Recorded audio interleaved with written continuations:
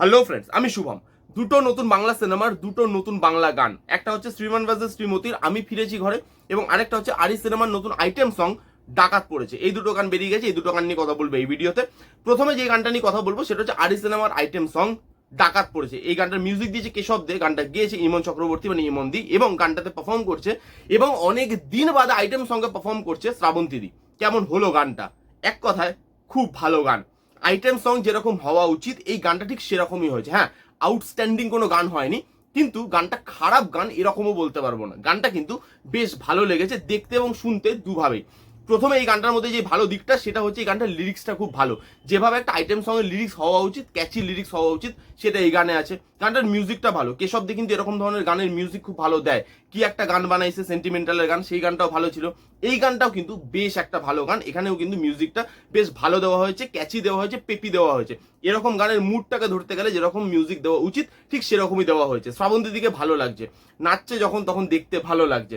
তার মানে সে যেভাবে ডান্স করছে, সে যেভাবে ডান্সটাকে পুল অফ করছে সেটা কিন্তু বেশ ভালো। অনেক দিন বাদে আইটেম সঙ্গে ব্যাক করছে এবং শ্রাবন্তীর দিকে দেখতে যেরকম ভালো লাগছে, শ্রাবন্তীর ডান্সও সেরকম ভালো করেছে। হ্যাঁ, ডান্স স্টেপগুলো খুব কঠিন নয় বা খুব আনইউজুয়াল বা খুব আউট অফ দ্য বক্স কোনো ডান্স স্টেপ নয়, ইজি ডান্স স্টেপ, কিন্তু সেটা ভালোভাবে পুল অফ করতে পারছে এবং ডান্স কোরিওগ্রাফি কিন্তু বেশ বেশ ভালো হয়েছে।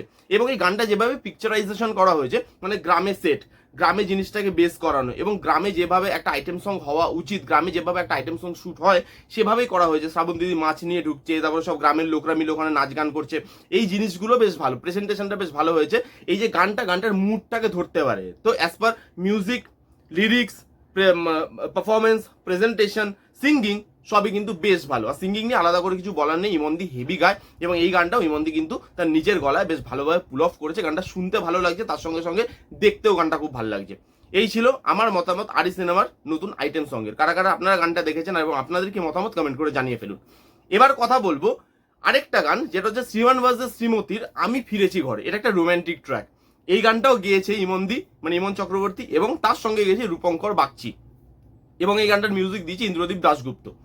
এই গানটা এত মিষ্টি একটা গান হয়েছে, মানে এই গানটা দু তিনবার শুনলে না লোকের সুগার এমনি হয়ে যাবে।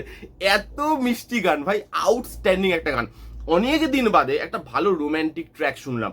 এখানে আমরা দেখতে পাচ্ছি যে মিঠুনদা এবং অঞ্জনাদি তাদের দুজনের প্রেজেন্ট টাইম দেখাচ্ছে, তারা দুজনের কোর্টে কেসটা লড়ছে এবং তার সাথে সাথে তাদের মধ্যে একটা বন্ডিং এখনো পর্যন্ত রয়ে গেছে। মানে তাদের ডিভোর্স হতে চলেছে কিন্তু তারা এখনো নিজেদের মন থেকে একে অপরকে ভুলিয়ে দিতে পারেনি।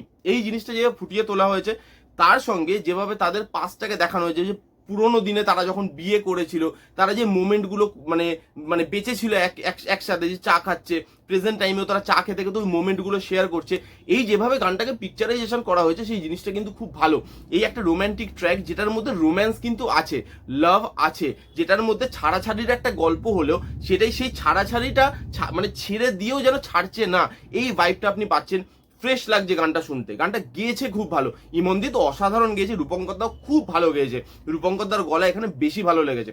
হ্যাঁ দেখুন, কে স্যারের সাথে রূপঙ্করদার যে কন্ট্রোভার্সিটা হয়েছিল অনেক দিন হয়ে গেছে এবং মানে লোক তাকে ছেড়ে দেয়নি। রূপঙ্করদার মাঝখানে কাজ বন্ধ হয়ে গেছিল, তিনি লোকের থেকে অনেক ক্রিটিসিজম পেয়েছে, তিনি ভুল কথা বলেছেন এবং তার শাস্তি কিন্তু লোক তাকে অলরেডি দিয়ে দিয়েছে।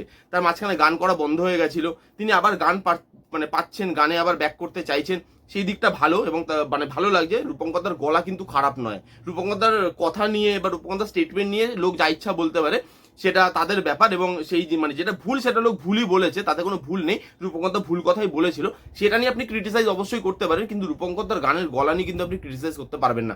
তার গানের গলা অসম্ভব ভালো এবং এখানে সে যেভাবে গানটাকে পুল অফ করেছে, ইমনদি যেভাবে তাকে সাথ দিয়েছে সেটা আউটস্ট্যান্ডিং।